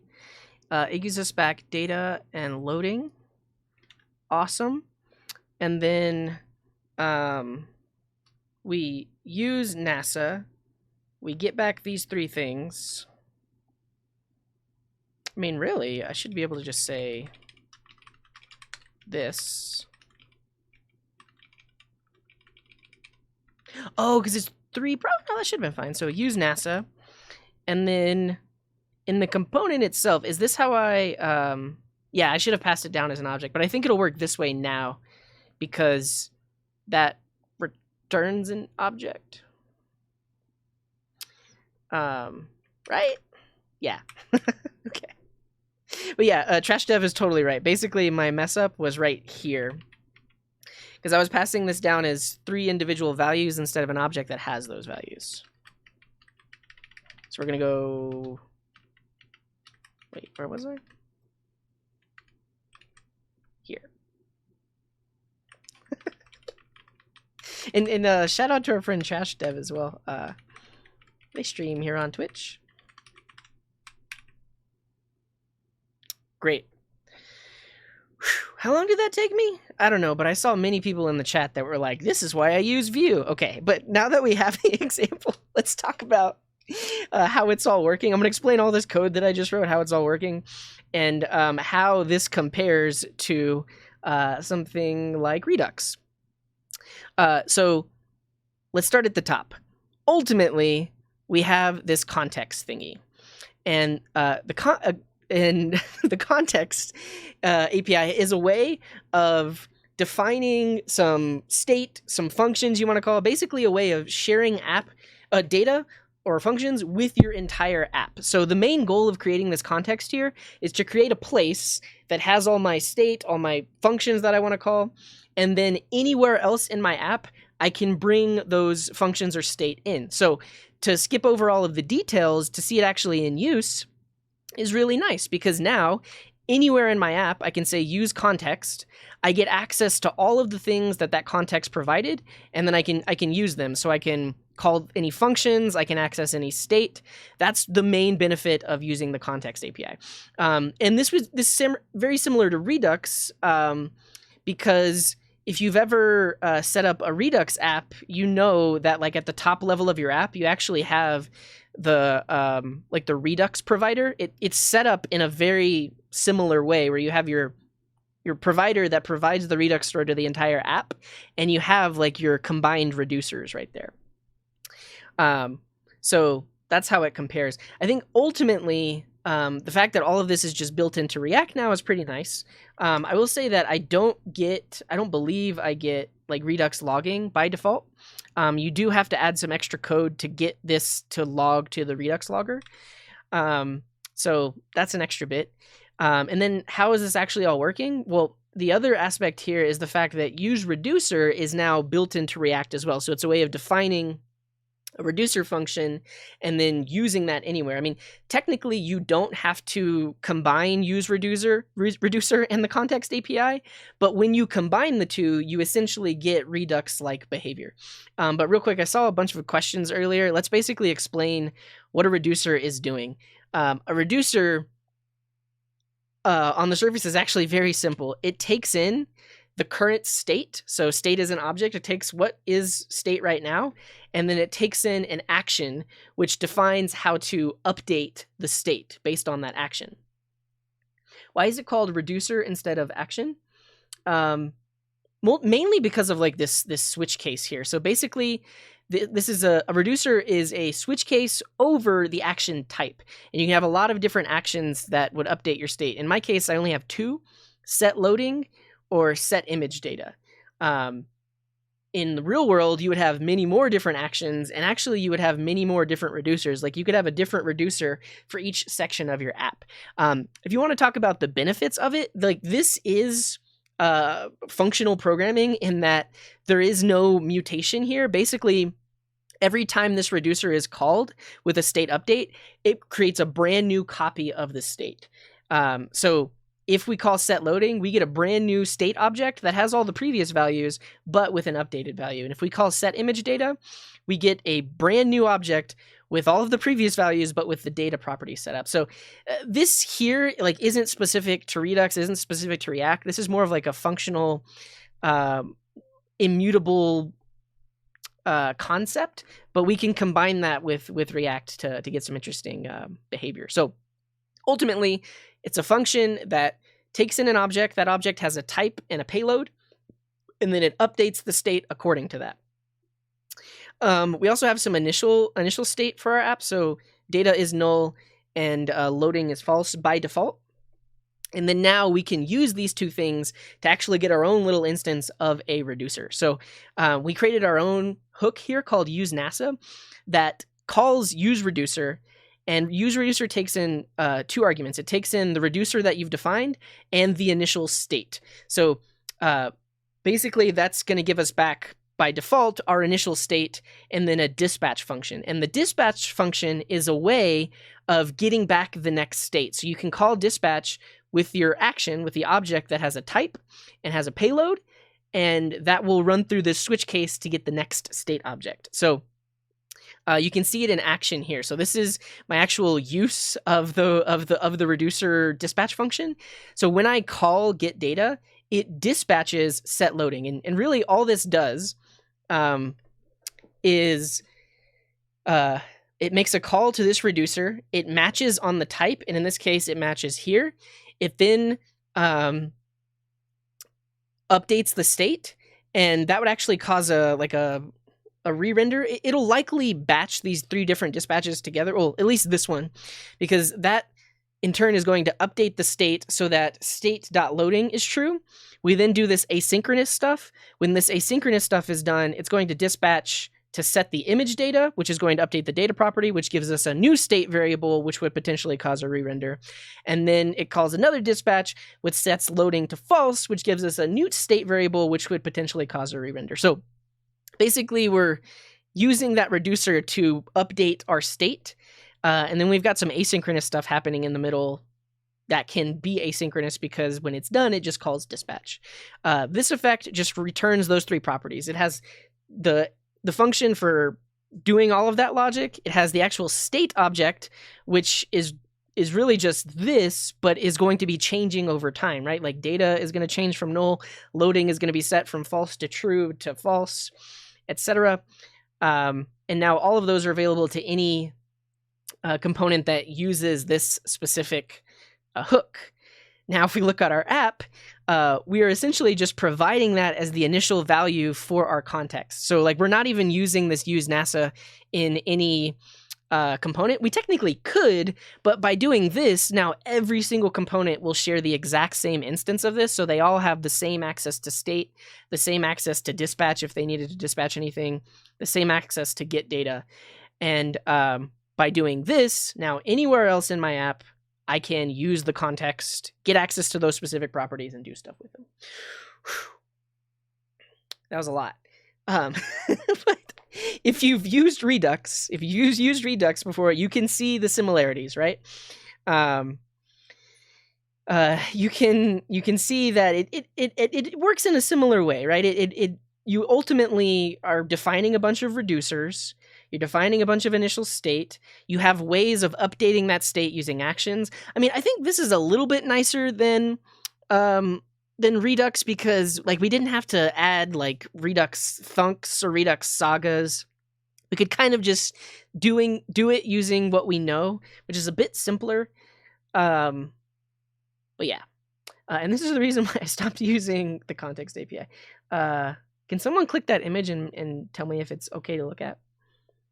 OK Outer says, would you use multiple contexts and reducers in an app, or is literally everything stored in that single one? You would use multiple. So what you actually could do is something like this. Like you pass in an object and you say like the NASA reducer is use NASA and the admin reducer is use admin.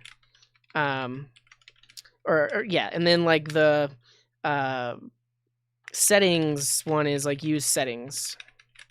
And then like each one of these little hooks has its own reducer, has its own initial state, but now anywhere in my app, I can pick and choose from which one I want to pull the values and data from. It's safe? Okay, I trust you.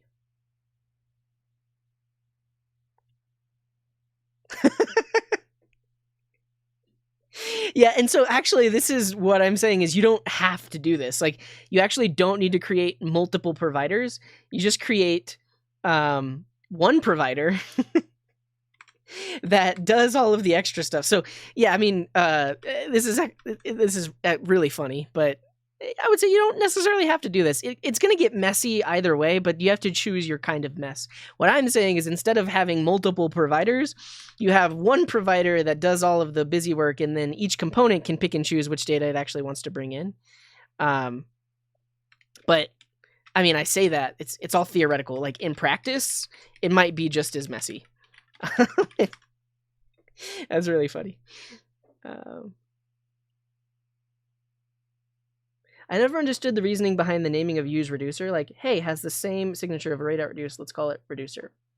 Well, array.reduce, like the concept reduce existed before that function got added. Like it is a functional programming concept. And they both work off of a similar idea. Like a reducer typically takes one thing and turns it into another thing. And like even like array.reduce, it takes one thing and turns it into something else. And that's what this is kind of doing. It's taking the current version of state and turning it into a new version of state. But yeah. Provider that provides providers, yeah. Issues that is called revendors even. Yeah, that's actually true. Yeah, it's really true. So because you have a bunch of values here, every single component will re-render, even if it doesn't care about the state that changed. Yeah, you're totally right. Cool. Which is why I don't even use this, which is why I use something like Easy Peasy, which takes care of all of that.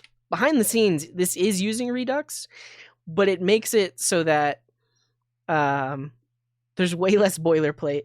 And it does the right things, like because you have these extra hooks, like use actions, and you can pick which value within your state you actually care about. Which, if you have multiple nested states, and similar thing with actions. If you have separate parts of your app with each different actions in a given component, you only import the ones that you need. So that'll take care of the problem of this thing re-rendering if something else changes, because it's only dependent on the ones that it cares about. And we could set it up that way, but it'd take a little bit more work. Yeah. I think so. I mean, it's an interesting question, but I think it'll ultimately it comes down to like it is extremely customizable, right? Like you can see in the code that I just wrote, I had a lot of freedom to kind of do whatever I want, and a lot of developers like that. Because I can guarantee you, like if you ask 2-3 other people in chat that are familiar with writing code this way, they would have written it slightly different. At the end of the day, the behavior would have been the same, but they might have changed a few things here and there. And that's something that people like. I argue it's too much freedom. Like there's just way too much code, way too much setup, which can, I mean, it creates more code, creates more bugs. So yeah. But I think also like, part of this, like, why do people even like doing this? For one, they like their freedom, but for two, people also like to feel like they're smart. Like they like to feel like they're doing something. And so if you've got all this really cool functional code and like this functional reducer and like you've set up this whole app architecture, you feel really good about yourself.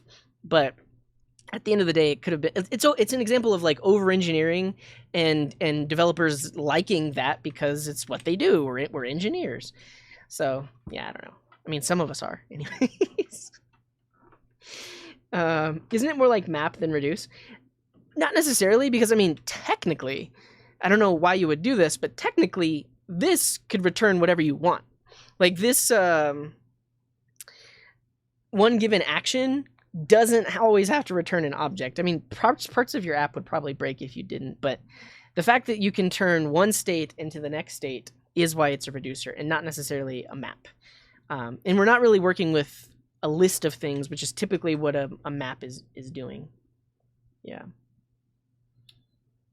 I haven't tried Zustand or Jotai. I looked at them and I was just like, this seems like a worse version of Easy Peasy, and I've been using Easy Peasy for a while. So yeah, I mean, seems fine, but Easy Peasy seemed easier to me, and it already had like Redux DevTools integration. I don't know if Zustand has that, and I haven't heard of Jotai. It works on atoms.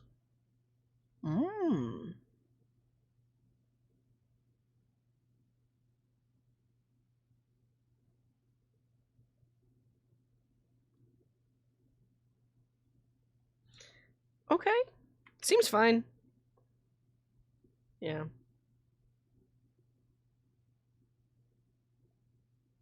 Yeah.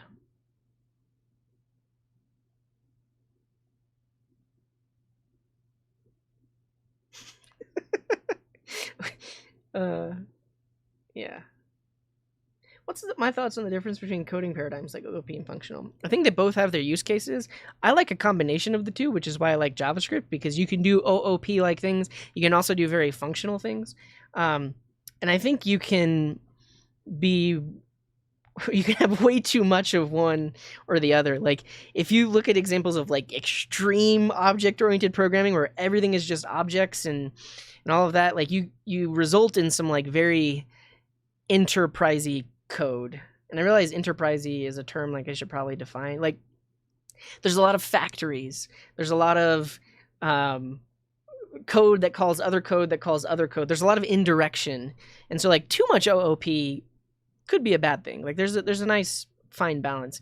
And then functional programming, I think, can go the opposite direction as well. Like if you look at like purely functional languages, like a Lisp or like Haskell, if you've never worked in one of those languages before or one of those paradigms, like it can be really hard to wrap your mind around. Like the idea that like in Lisp, especially, like everything is lists and everything is functions. I think once you get used to it, you can write it that way. But for newer programmers or people that don't think that way, it can be really hard to like wrap your mind around how a specific problem is being solved with that thing. But yeah. Yeah. I've done TypeScript, yeah.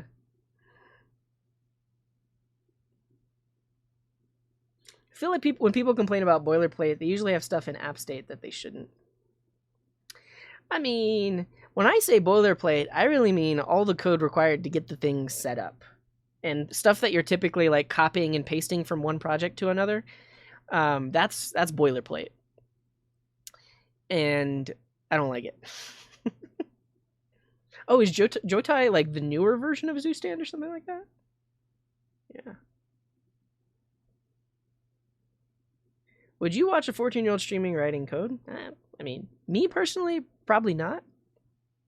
I mean, I don't watch a lot of other coding streamers. If they were doing something cool, maybe. I think you'll find an audience. If you specifically are a 14-year-old that wants to stream yourself coding, I think you can find an audience. That's my answer to that. I am offended. I mean, enterprised. Yeah. What's up, Depot Bomb? Thanks for being here. Can you use Redux for caching? What about the context API? Sure. I mean, you can make like smart state updates that don't change things if things didn't change, that kind of thing. You'd have to write that logic though. You also could integrate things like local storage. So like when the app starts up, load the initial state from local storage instead of this. You could do that kind of thing. Yeah. And thanks for the supports. Look too, thanks for the raid. Eddie, thanks for the 11 months. Medgarin, thanks for the prime. And OK Not Now says, wow, 20 months. This is Spanish is easier. 20. Greetings, senor Sejota. Hello. Thanks for being here. All right. I've only got time for like one or two more questions. So let's pick a good one. How am I? I'm doing pretty fine. I get to meet Alka in person today, so I'm excited about that. How do I automatically go to Wikipedia? I use DuckDuckGo. And DuckDuckGo has bang commands. So if you type ! you have all these different services that you can search across. So if you do !W, you can search Wikipedia for your search term. If you do ! npm, you can search npm for your search term. So ultimately, my address bar is DuckDuckGo. And then that means that I can do those bang commands in my address bar like that. Yeah. How many website domains do I have? Too many. Way too many. Redux or context for an e-commerce project? Probably. I mean, probably neither. Like use something like Easy Peasy or Zoostand or one of the things that's built on all the others. I think.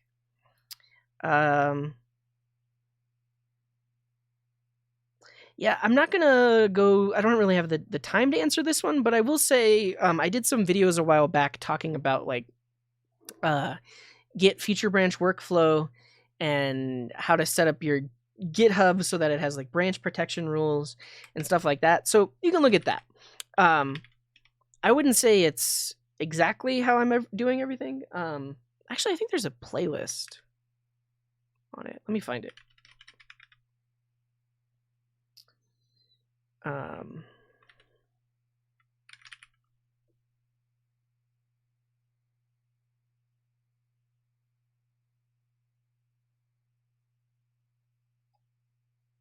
Is DuckDuckGo as performant as Google?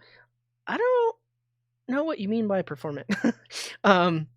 Sometimes the results aren't as good. However, I mean, if you've probably read news articles on this lately or even experienced it yourself, Google search results are getting really bad. Like they're kind of just turning into a lot of ads or a lot of or they're showing results for websites that are really just kind of like advertising something versus trying to actually provide valuable content.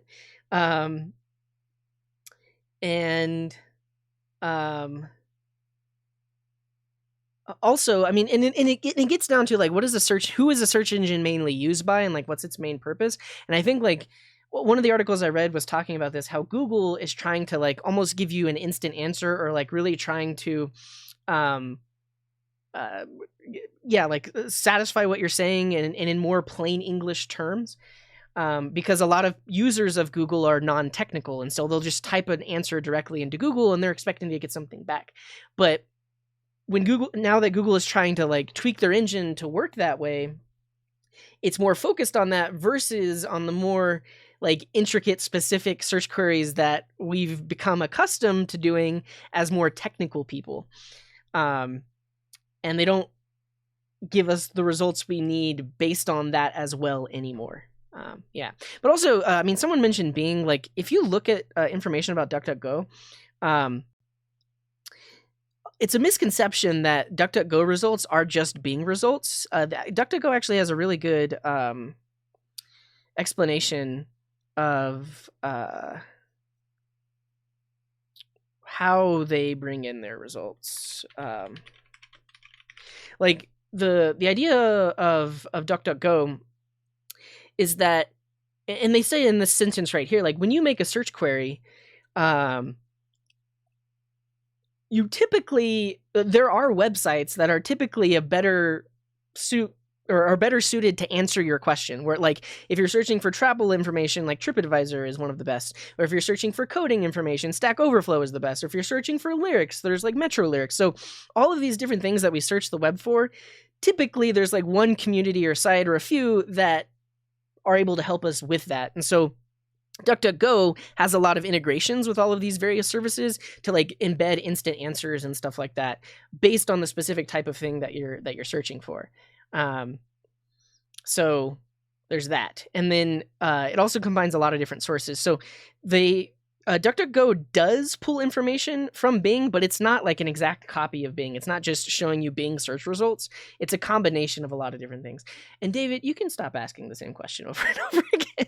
I think the fact that you've asked the same question over and over again means I probably wouldn't watch you, but I already mentioned it. Like myself, I probably wouldn't watch a younger person coding just because that's me, but there is an audience for it. Like I'm not your audience, but there is likely an audience for it. So follow your dreams, stream on Twitch or YouTube or wherever you're going to stream.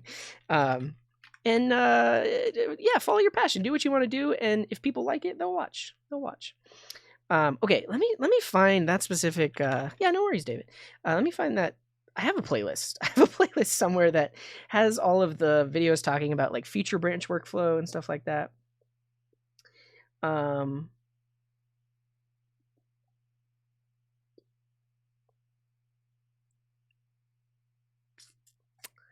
think if anybody wants to help me find it, feel free.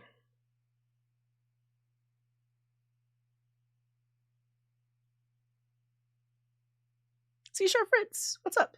Yeah, he was saying, yeah, it has a good answer to that. So streaming is more about the personality and what you do to enhance the content than it is the content. That's a great point. Yeah, so it's not just like I'm going to stream coding. It's like what are you going to bring to the table? Like how do you talk about coding? What interesting perspectives are you going to bring to it? That kind of thing. Here it is. Yes. So this is actually really relevant because there's an email that I need to respond to, but the Coding Garden community app was something we started a couple of years ago. I mean, this playlist is from 2019, so it was a couple of years ago. We did it for a little while and then it kind of lost steam, but the idea is we wanted to have an app that people in the community could work on together to like learn about collaboration skills and also to just like have an app centered around Coding Garden. So I have an entire playlist that talks about how we were going to do that collaboration in terms of like what is agile, how are we going to do that remotely, and how are we going to contribute to the repo and stuff like that. So all of that is in this playlist, but I actually got an email from one of the core contributors that was like, should we archive this app, because it's actually still out there. Like if you look on GitHub, there's the Coding Garden community organization, I think. Yeah. And so these apps are still out there, but they haven't been touched or updated in a long time. And I mean, I haven't looked at them. It says technically they were updated, but I think that's just Dependabot trying its best to tell us to update these repos. So ignore the fact that the app isn't working or being used anymore. In those playlists, I talk about how we were going to collaborate as a team. So hopefully that answers your question. Cool. I'll try to answer this one. So Stony Eagle is saying, how do you properly store secret data like passwords and all backend secrets as a company? There are a lot of solutions. My work typically just uses a shared group password manager. So that's one way to do it. But one thing you can look into is, I was looking into this a while back, HashiCorp's Vault. Manage secrets and protect sensitive data. I believe you can like self-host this, and basically you have an instance that even your apps can get access to like load the secrets that they need when the apps load up, but the vault itself is like very secure and protected. I would say take a look at that. That's one thing. Cool. Yeah, poor Dependabot. he's just going. He's doing its best. Pure is saying, how can programmers make money while collaborating together? I always have in mind they will steal my idea and make money with it.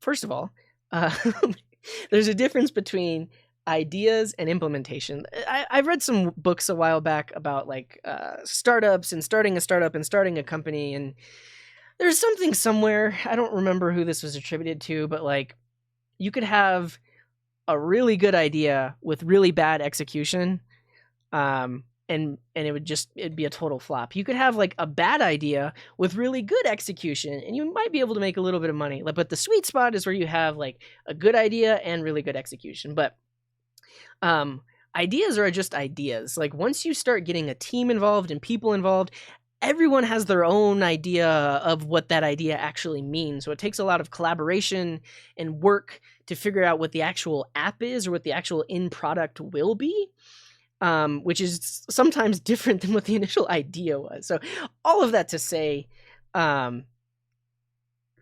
your app idea probably isn't original. And even if it was original, it would take a lot to actually make money from it or actually like steal it. So I would worry less about that and worry more about like finding good people that can help you bring your idea to life, if that makes sense. So yeah, and then check out like on Reddit, there's r/startups that has a lot of people have a lot of advice of like, what should I do if I'm a non-technical founder, that kind of thing. Hopefully that sort of answers your question. Cool. Oh yeah, and Janeki is saying they've used HashiCorp Vault before. Cool. Yeah, and then there's Azure Key Vault. I'm sure there's a lot of other similar services. Yeah. Yeah. And I guess to answer this question as well is like, yeah, I mean, you could have an NDA, so a non-disclosure agreement that they sign initially that says they're not going to tell anyone about what they're doing without the risk of being sued. So that's one way. And also you could have clearly defined roles and basically you need a lawyer. Basically you need a lawyer. You probably also need a financial advisor to help you construct all of the documents and everything that people are going to sign to be able to start like working on that app. Yeah. I always think if I have a good idea and will implement it, a big company could steal it easy and implement it faster and better because of their better infrastructure. I mean, it's possible, but I mean, the way I think about it is like companies, they move slow. Like it may seem like Google is like always has like the best and greatest stuff, and Apple and whoever else, but it took them a long time to get there, and they're a huge company with tons of employees, and there's a lot of internal politics and bureaucracy. So like actually getting an idea implemented and out there, like it takes some work if it's not coming from like the higher ups to fast track it. So yeah, it's possible that they could do that, but I think a lot of times, like, in the other aspect of having an original idea is, or something like that, is having an audience, like having users of your application. Because a lot of times when a company acquires another company, or like a large company acquires a big company, they really care about the user base, because yeah, they could have implemented it themselves, implemented the app themselves, but they care more about all of the users that are currently using that app, because now if they acquire that company, they have that as a base, right? They have all these users that are already using the app, and now they acquire them and they can like expand that. But I don't know. Yeah. What's up, Cypher? Thanks for being here. True. Yeah. It's not easy to get somebody to invest all of their time to like work on your thing, especially for the promise of like part of a company or stock or whatever. Like developers have to eat too, so we got to make money somehow. Yeah. Yeah, no, exactly, and that's exactly the thing. Like the New York Times could have just implemented their own version of Wordle without actually acquiring Wordle, right? It's easy. Like, I mean, I did this the other day because I had thought about doing a stream where I build a Wordle clone, but I was like, I'm a little late. It's a bit saturated. There's just so many YouTube videos of people building Wordle clones. I could do it in like under an hour. I guarantee you, I could. But that's not the point. Like there was already thousands and thousands of people using it, and the New York Times wanted that audience because the New York Times is really well known for like their Sunday crosswords and stuff like that, and Wordle is another similar thing. So now that they've acquired it, they have that entire user base that is now on the New York Times platform to play Wordle, but then now they'll play some other things, and then maybe they'll pay for a New York Times subscription, and also they'll see a bunch of ads while they're on the site, and also they'll like be tracked using like various ad trackers when they're on the New York Times website. So New York Times paid for the user base. They didn't pay for the app. Yeah. What's up, Ched Dev? All right, I think I have to go. I have to get out of here. Thanks everyone for hanging out. Thanks for asking questions. Yeah. It's that spin animation when you guess the word. Yeah, it's true. It's true. Actually, here, I'll play Wordle really quick. I don't know how to find it. Is it? Here it is. Oh, wow. That amazes me that the search engine optimization is like that up to date, because it used to be when you search for Wordle, it would return that like .co.uk website, but now it's loading this one. All right, let me hide my screen for just a second.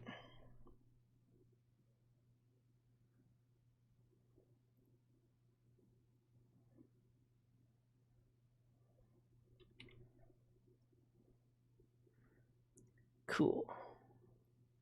All right, let's see if I can get this right. Great, first try. If you want to play, well, I mean, I guess it makes no sense for you to play now because I just gave away the answer. But all right, I gotta go. Thanks for all your questions. It's been fun, and just remember that everything's gonna be okay. So next stream is planned for Friday. I don't know what we're gonna do. I mean, I'll see what I'm feeling like on Friday, but I've been working on my home lab. I've been working on my own custom server. I mean, I kind of want to show it to you. It's shut down right now, but this thing has 128 gigabytes of RAM. It's got 24 cores with hyperthreading. I set up Proxmox on it. It's pretty cool. I'll show you next time. But that's what I've been working on. Yeah. Cool. All right, everyone. Wherever you are in the world, have a wonderful morning, afternoon, evening, or night. And until next time, here's this.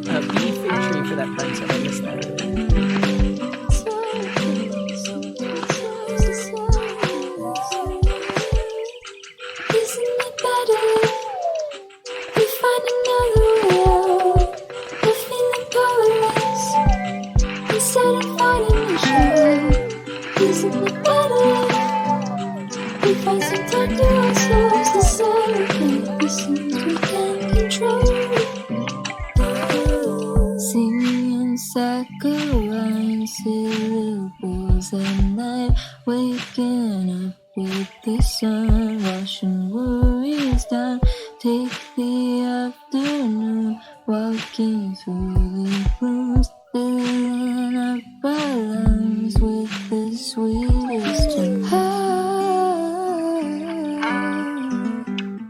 Keep wondering why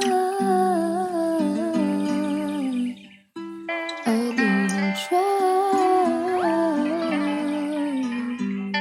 Listen, why or crack a smile just